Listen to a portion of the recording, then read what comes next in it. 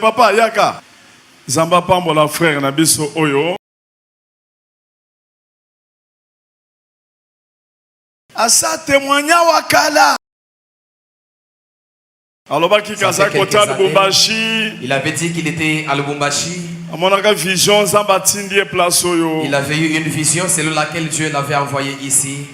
Kazakina malade soki ndenge nini. Il avait des problèmes à ce moment-là. Mais tozu quand même un problème na ye. Mais nous avons eu un différent avec lui. C'est comme ça qu'aujourd'hui je l'avais invité. Mais ensemble la kafanda ka place wana. Il prie ici, il a l'habitude de s'asseoir de ce côté-là. Je vais lui poser une question. Pour Azalia Oboye nayebi ka bala frère ozaka na mwasi? Oui, nazana mwasi. Est-ce que moi ça dans l'église à lelo? Te aboti azana ndako. Aboti? Oui. Aboti bana combien? Oh, za mwana mibale. Ça va. Sikoyo na lekisi frère oyo liboso pona nini? Pourquoi je fais passer ces frères ici devant? Tozi ba problème baye ko lakisa makamoko azo sala. Nous avons eu des témoignages, des choses qu'il a fait. Il est en train de faire des choses au nom de Walesa. Il était allé à Matadi. D'abord, il a invité une sœur. Il l'a téléphoné. Il lui a dit, Église Bolanda, suivez attentivement. Ma soeur, j'ai reçu votre numéro. Vous êtes à Matadi. Votre mari était déjà décédé. Dieu m'envoie pour que je prie pour toi. Il y a eu beaucoup de choses. Il a prophétisé sur la soeur. Et finalement, il est allé à Matadi. Et arrivé là, il s'est présenté. Que moi, je suis l'associé du pasteur Walesa. Nous travaillons ensemble. Je suis pasteur là où ça me réveille. Amen. Il a prophétisé. On l'a reçu dans la communauté de la sœur.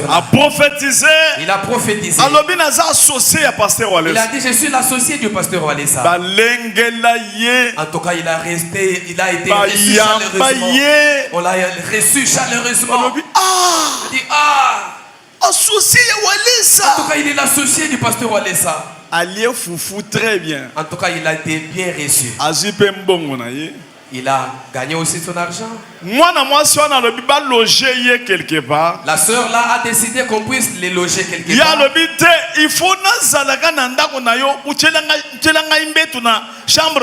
Il a dit non, ne me logez pas ailleurs, je dois passer nuit dans votre maison. Vous aménagez un lit quelque part là. On a aménagé un lit pour lui. C'est là qu'il passait nuit. Très poli. La sœur a dit, je lui avais même laissé ma chambre à coucher. Alléluia. Amen. Alléluia. Amen. Et il s'est fait que la sœur avait aussi d'autres enfants à la maison, avec ses enfants. Mais un jour, alors que tout le monde s'était déplacé, ils étaient restés à deux. J'ai dit, ils étaient restés à deux. La sœur en question est prophétesse. Elle a l'habitude de prophétiser, même ici à Kinshasa, on la connaît. Aza prophétesse monene. Mwana mwasi akufina soni ayebaki teke na kobenga ye. Na surprendre bango. Sikoyo. Et maintenant, la sœur en question est prophétesse. Elle respectait le pasteur. Lorsqu'elle entre dans la chambre, et le pasteur l'a appelé. En tout cas, tu dois rester ma femme. Je vais t'épouser. Je n'ai pas de femme. Je viens de l'Italie. Je suis prêtre. J'étais prêtre.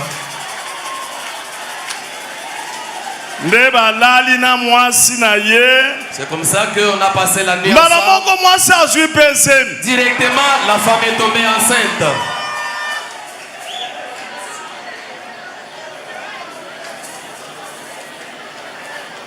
Pasteur a se filmé kawa. Le pasteur a l'habitude de se filmer ici. Chaque fois qu'il vient ici, il a l'habitude de prendre les images. Ici, nous sommes dans notre église. Je suis pasteur Walesa. C'est moi qui suis l'associé du pasteur Walesa. Je suis son adjoint. Pendant que nous prêchons là, il prend les images, il envoie à Matadi. On le respecte vraiment. L'église wana ya ba mwana mwasi bakomi ko wela ye atiki mwana mwasi alobi ke pasteur alobi ke yo za mwana muke niveau na ngeza likolo akutani sikoyo na mwasi mususu aza na ma hotel nda komi kuna kolala kuna akimi mwasi. Dans cette église là de la sœur, elle est tombée aussi amoureux d'une autre dame là-bas qui a ses hôtels. Elle a dit en tout cas toi la sœur tu n'es pas de mon niveau, tu es une petite fille, tu n'es pas de mon niveau. Il est maintenant allé héberger chez la dame là qui a ses hôtels. Il a laissé cette femme. On peut prendre les vidéos. Comment il a l'habitude de se prendre. Bochana une vidéo, un écran géant. Bochana son. Moi si aye koya awa.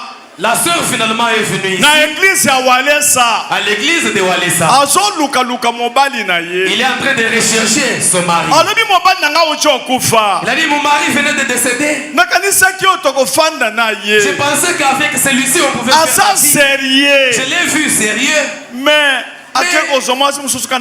il est allé prendre une autre femme seulement là à Matadi. On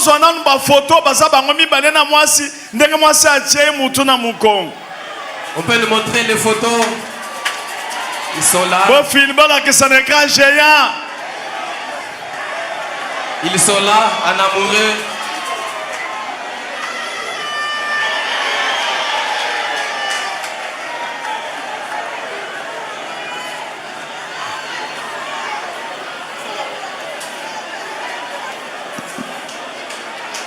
Vous avez aventure, mais les autres aventure. Vous avez l'habitude de faire des aventures aujourd'hui. C'est nous qui vous faisons des aventures aujourd'hui. Moi si a connecté. La sœur l'a connecté. Moi si a connecté na ba relation na ya dikolo, ya niveau ya dikolo, ya komi pewan. A komi ko interpréter. Alobaka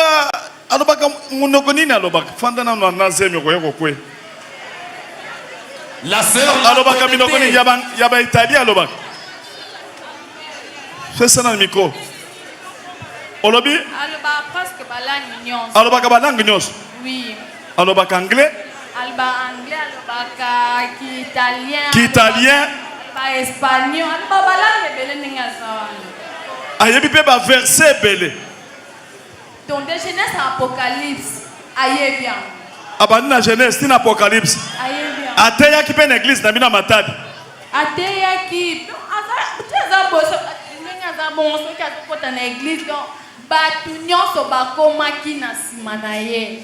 Puisque comme bayokaki aza associé à pasteur Walesa, ngape na tikalaka komona ye te, comme tant on a kufilaki mobile. Abanda ko benga na téléphone pour me dire que non, azaki na ngomba. Asala 40 jours ya prière nde kuna bapesa ki ekombo na ngai pa nzambe et puis numéro na ngai ya téléphone abana ko consoler na ba verset biblique à côté ya ngai ayeko donc a déterminer ki vie na ngai ndenge na a déterminer vie na nyonso vie na ngai pena ndenge na bibaka c'est toi qui viens donner le message chez maman Marthe nyonso wana alobela ngai tu ne fais tellement pas. Et c'est comme ça que je l'ai confirmé qu'Azaki Moussa Lanzambe vraiment yasu. Après 2 mois, Tobanda Abanaka Gobenga. Bolanda nanu, telemanano. Tu peux ce micro. Zala l'aise loba. Abanani toujours comme un téléphone. Après, comment il peut poser après 2 mois, le bon non, je vais demander la permission au travail. Comme ça, je vais venir à ma tête pour rendre visite physiquement comme ça. Comme on ne se connaît pas. Nengewana Ayama Tadi, Toyamba qui est comme un serviteur de Dieu. Et on a trouvé en lui que c'est un serviteur parce que tout le monde a dit humble. Humble.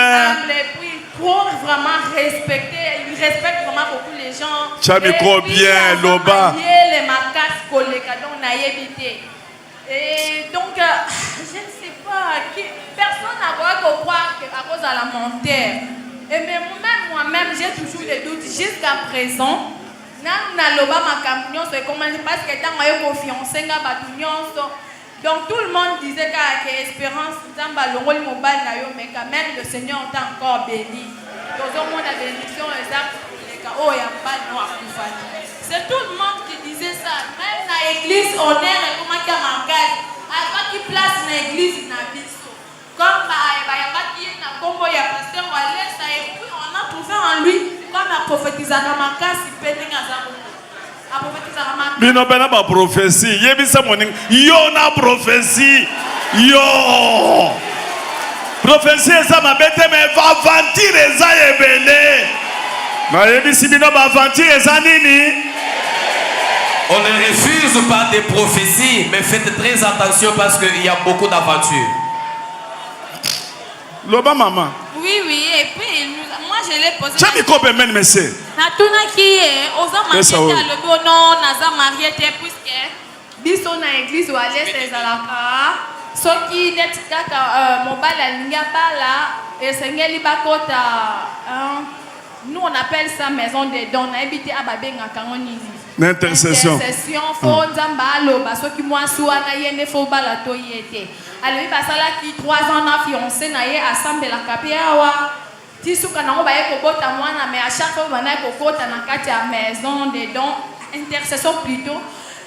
Nzamba solo baka que no bakoki ko bala na te puisque moi soit na za moi si na yete.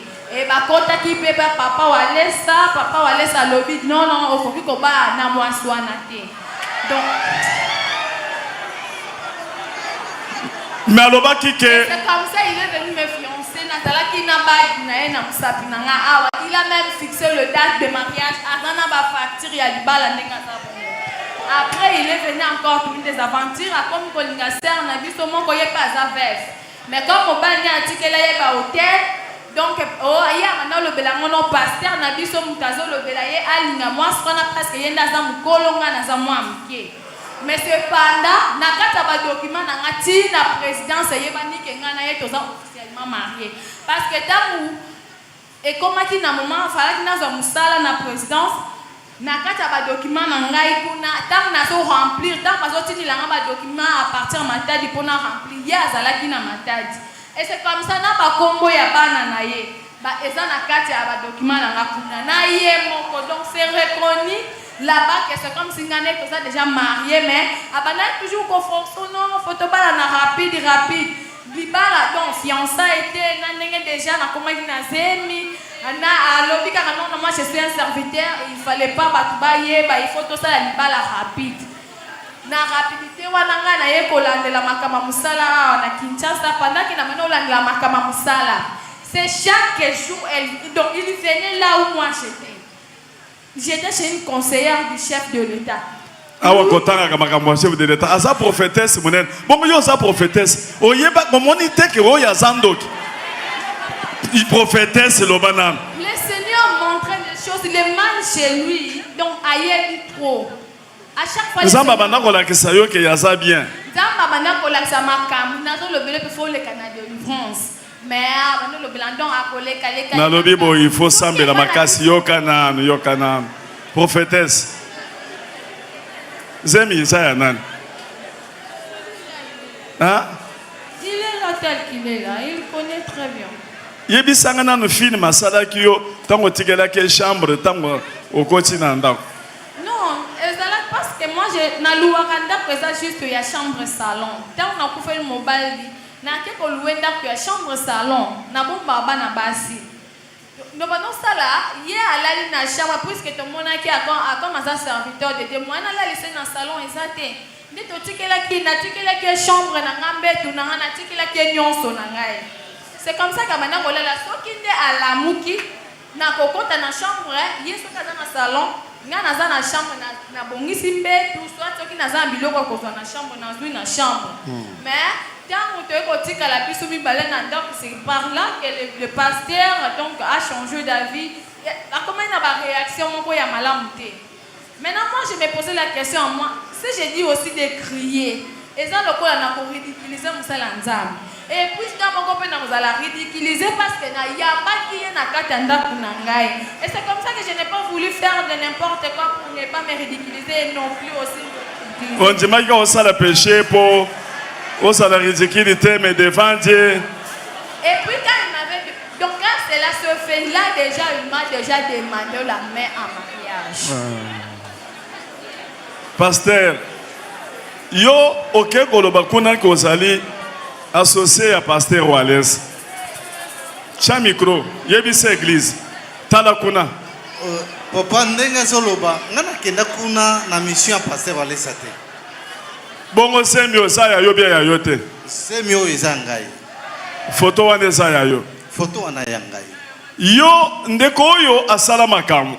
Ce frère ici a fait des choses. Asala film awa. Il a fait beaucoup de films ici. Alobi kazobala quelque part. Toyeba kite kazaki na moi c'est quoi? Il s'est décidé de se marier quelque part alors qu'on ne connaissait pas qu'il était Bazui ba marié. diacre. Ils ont pris même les diacres ici. Ba kena Liban. Ils sont allés pour Ba les fandi na mariages. ndako Liban. Ils sont là dans la même famille. Babimisi facture ba pesa bon. On a sorti la facture pour donner l'argent. Ba lié pesa bango biloko akolia. On leur avait déjà servi. Ba biskoyo akopesa mbongo On dit, Liban. ok, maintenant il va donner la dot. Bana nzambe nazo yebisa bino. Bien aimé, je vous dis, Abandi ko abengi mutu moko pembeni. il commence à tirer quelqu'un à côté. Kato abenga kinan. Hein? Il a tiré papa, le pasteur Nico à côté. Abengi pasteur Nico na côté. Il tire le pasteur Nico à côté. Abandi ko coopérer à défi c'est bon place one. Il commence à coopérer pour que pasteur Nico lui prête de l'argent sur place. Zo micro. Ezalaki ndeni ni kato.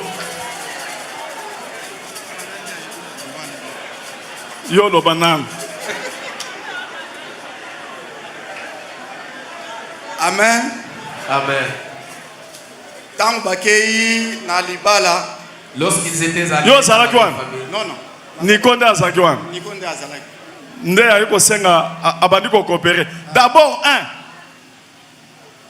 ensuite facture bandeko bake ba fandi azana mbongo te 0,0 ba fandi wan. Siko d'abord ayelinga na moyi. Pour ça la aventure. Il est venu pendant les jours pour me faire de l'aventure les jours là. Alléluia, Alléluia, alléluia, alléluia.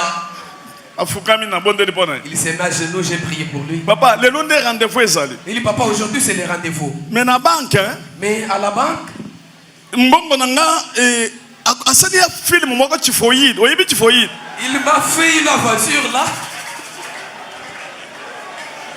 Tifoyid.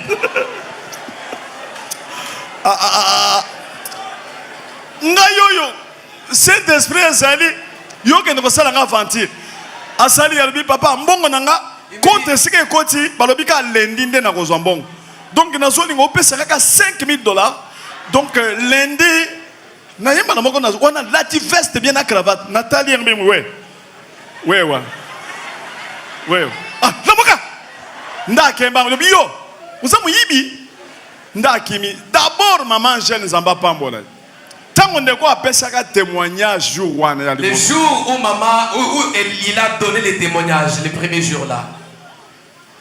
Tolobaki na ye apesa continuer na témoignage. On avait décidé de continuer avec les témoignages les Samba la kisi maman Jeanne. et Dieu a montré à maman. Ayebisinga. Maman Jeanne m'a dit, Papa, na moni Jésus azo yebisanga. papa, je vois Jésus qui me dit, Muto aleka ki liboso l'église. cet homme qui est passé devant Aza l'église, muyibi, c'est un voleur, aza lukuta. c'est un menteur. Ameka kopusa na pembeni na yote. Il ne s'approche pas auprès de vous.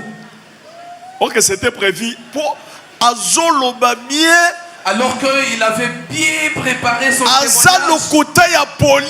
il a conçu son mensonge poliment. Soki akosi yo. S'il te trompe, Okokwa eneti maman prophétesse. tu vas tomber comme la maman prophétesse. Maman prophétesse aza na zemi. Maman prophétesse aujourd'hui, elle est Siko enceinte. décision ni noza na mutu ango aza lukuta aza na mwasi yo banda kolela lobi maman prophétesse ayebaki teke tokolekisa bango liboso ye na bengaki na butu frère yaka oyebisaki nga ke 8 mois bapesi yo mbongo te na esika osalaka yaka tokutana après prière lobi papa nazoya nasali eti foyide.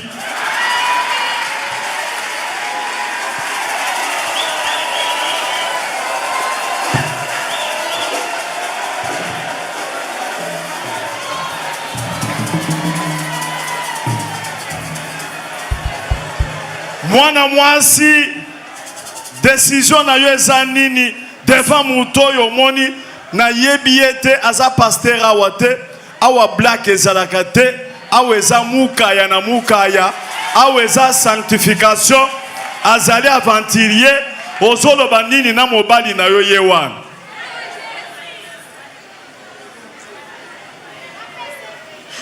Je n'ai pas vraiment à dire. Je vais juste le faire arrêter. Olobi Nazokanisa ye kaka. ozokangisa ye. Nazokanisa ye kaka puisque abebiselaki nga ba relation depuis na kati église na biso nga ntango namoni bakomi na baaffaire na pasteur na biso. Bakome kosala déjà baaffaire na pasteur. Oui. Ntango namoni premièrement ebandaki na bisika nazalaki na mama conseillère wana. Mama conseillère wana aza na ONG. Pendant que azosalisa badocument wana ye asalisaki ya ONG badocument complet etikala kokoma ata na akomaki ata na $800 te. Mais ntango ekomi na tour ya bapasteur na biso adébordé nde bisika wana ngai na ye tobandaki kozwamana nayebisi non omoni mbongo ya bana nzambe okoki kolia yango kaka boye te loba nde nzambe amonaka te jésus christ donc otise na baaffaire na yo akomaki ye nde akotaki na baaffaire puisque comme baitalien bayaki na présidence ye akendaki kointerpréter baitalien wana bazalaki na posa ya koinvestir na bato baza na bamabele baza na bazamba alors ye nde aye kobanda aza combien interprète ya bato wana ye nde ainterprétaki selon ce qu'il nous a dit parce que nga bayemba zela nano zela makambo ebele ozolobesa ebele mpo ozotanga biloko ebele nga nalobi na yo ye oyo okosala ne nini okozwa ye bokende na ye apesa mongo libala jamais ndenge nini yo okomi na zemi. Non, je vais mettre au monde, je lui donne son enfant. Je ne peux pas garder chez moi un enfant bâtard, non. Mais moi, na libumu na yo ndenge nini il accepte que non, il a une femme. Chaque fois, on a banda koyebisa. Nazo mona moi si mon chaque fois ça va paraître liboso na yo. Azo wanga nango à tout prix. Non, moi je n'ai pas une femme. Ça va. Frère de Kamweza Boye, à partir d'aujourd'hui, monde entier bolanda ye. Boye bakende koyo asala kananga te. Le monde entier devait bien suivre que ses frères ne travaillent aucunement avec moi. Et puis il n'est pas seul, il y a beaucoup d'aventuriers qui marchent avec mon nom. On m'a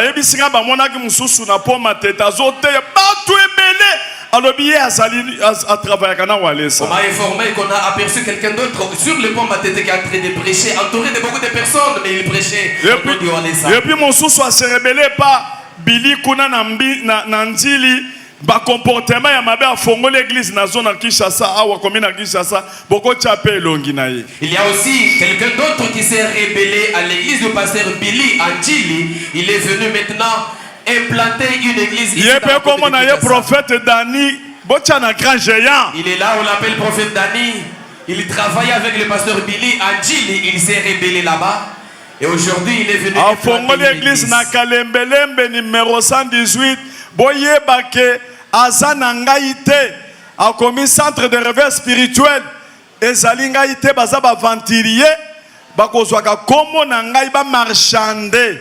Vous devez savoir que cette église-là qui est sur Kalembelembe n'est pas l'église du centre de réveil spirituel. C'est un aventurier tout simplement qui cherche à marchander avec le nom de Walesa. Bayake pa na ngai na yambi bango na serviteur moko mpapesi bango biloko kolia mo hamburger balier tala kaka ye wana fandi côté azuka photo nanga wana nde bakomi kotambisa lourd mwamba. Il était à partir d'aujourd'hui bato bazwaka su photo nanga pamba te. Amen. Bazo sa photo bakeko marchander. Amen. Ils étaient venus chez moi à la maison. Après les avoir reçus, on les a offert à manger. Et il a profité pour prendre la photo avec moi. Et avec cette photo, il commence à marchander. Désormais, je mets en garde les gardes. Que personne ne puisse prendre la photo avec moi sans que je le sache. Et puis afandaki na kiti moko zawana munene afandi na kiti bapese moi eloko alia lokola bayaki na mutu moko na yebaki aliyepa profitaki talandenga fande pananga wana zo branché partout awe ese pa walesa ici c'est comme il accompagnait quelqu'un que je connaissais bien, que j'avais reçu. Il en a aussi profité pour prendre ces photos là et maintenant il commence à marchander. Ndeko to bengani yo l'église hein. Nous te chassons de l'église. To bengani yo calmement. Ozali seriete, oza moins sérieux. Vous êtes et moins puis sérieux. To bengani yo calmement. Et nous vous chassons calmement. Ndeko mwana mwasi to bengani ye yo bolandani. Okeko kangise soki libanda bokende kosamba. Awa to bengani yo église tala elongi na ye. Monde entier, ceux qui vont monier, asala makambo na ye mena kombo wale sate. Le monde entier, vous devez bien le voir. Si vous le voyez, il peut faire ses affaires, mais pas au nom de Wallace. Il ne peut pas engager l'église, centre de réveil spirituel, ni encore moins marchander avec le nom de Papa Wallace. Ça va. Bima di banda kende. Kende soit Bible na yo. Mwana mwasi, landa ye.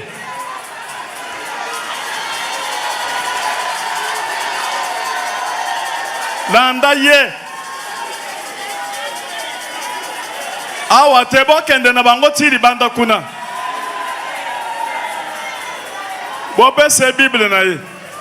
Sécurité bo aider bango li banda.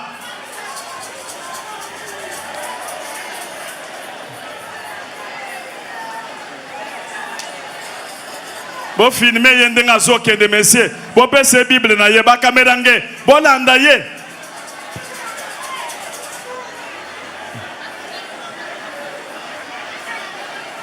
Bon pese Bible bon brutaliser yete mutu asimba yete bakende ne malembe mwana mwasi alanda poko ya kokima bakutana libanda na sécurité bo salawan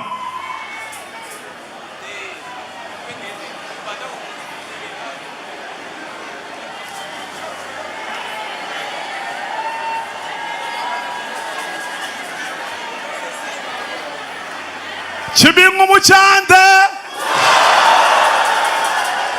Chibingu muchanda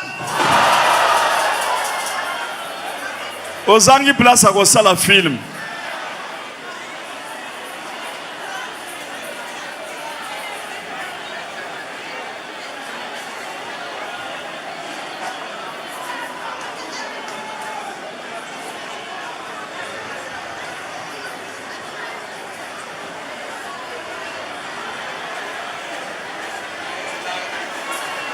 Moto asimba yete